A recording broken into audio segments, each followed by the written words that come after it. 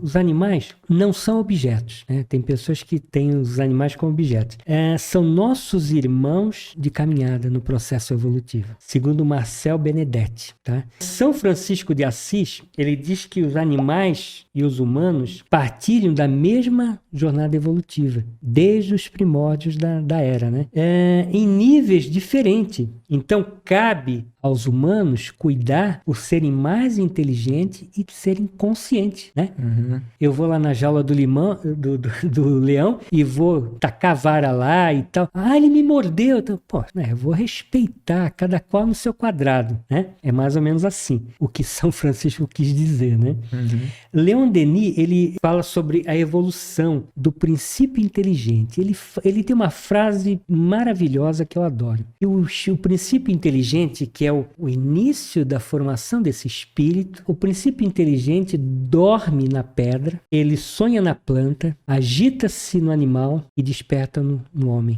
Então, é o reino, os vários reinos. Então, tem uma condição evolutiva até chegar ao hominal que somos nós. Não retrocede. Você adianta, calma. É a segunda questão que me traz. Tá.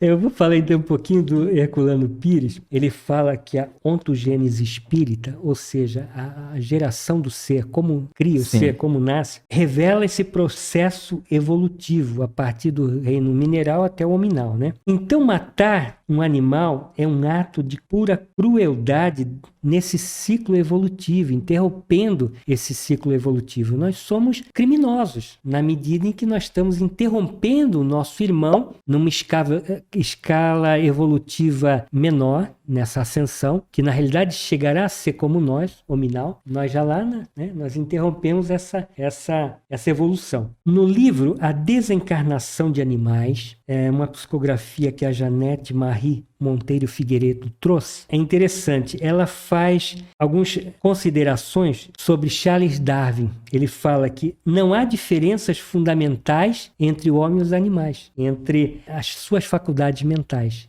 Lá no livro Mecanismos de Mediunidades, o André Luiz fala que nós temos uma inteligência, os animais têm uma inteligência fragmentária, um nível de consciência fragmentário deles, né? Interrompido, pequeno ainda, lapsos, né?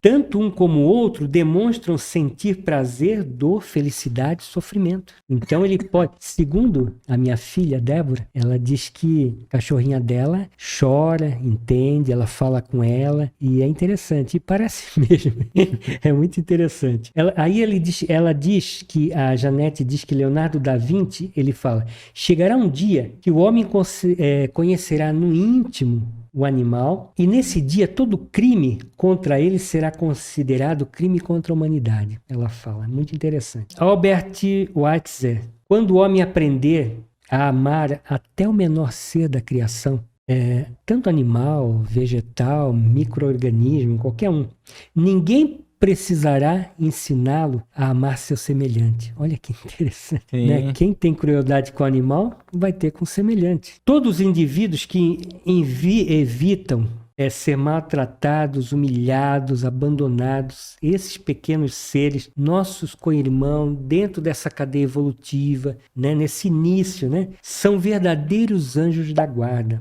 Ela coloca no livro dela. Celeiro dos Anjos é a colônia espiritual ali na biosfera do Rio de Janeiro, mais ou menos 50 quilômetros ali acima do Rio de Janeiro, tem essa colônia que atende a esses animais. Então é muito interessante. E por aí vai, né? Então, a desencarnação deles é relativamente rápida. Geralmente eles não ficam na erraticidade.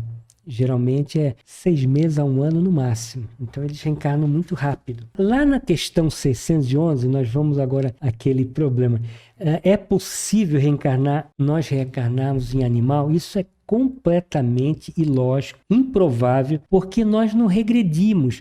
Kardec fala em retrogradar, em voltar atrás. Nós não voltamos. Isso se chama metempsicose. Então, licantropia, voltar a ser lobos. Não, nós não podemos. O meu enteado, meu enteado é evangélico e ele fala assim, se eu morrer e depois não mata um pernilongo, que pode ser eu voltando, hein?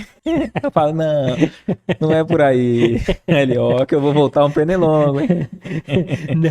Não acontece isso. Tudo aquilo que a gente amealhou, tudo aquilo que a gente conquistou, a gente só vai para frente. A gente pode estacionar. Sim. E André Luiz, ele fala, eu acho que é mecanismo de mediunidade ou no mundo maior.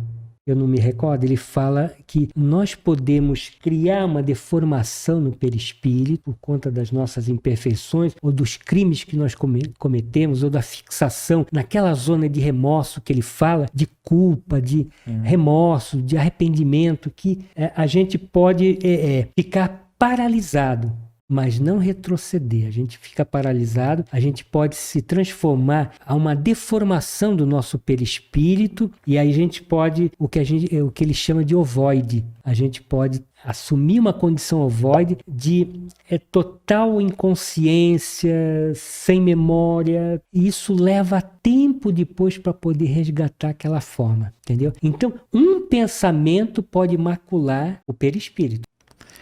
O que você achou desse corte? Coloca aqui nos comentários a sua opinião sobre esse tema. Para ver o episódio completo, é só pesquisar Recomeçar Podcast Espírita. E caso tenha ficado alguma dúvida sobre a doutrina espírita, é perfeitamente normal. Procure ler as obras de Allan Kardec.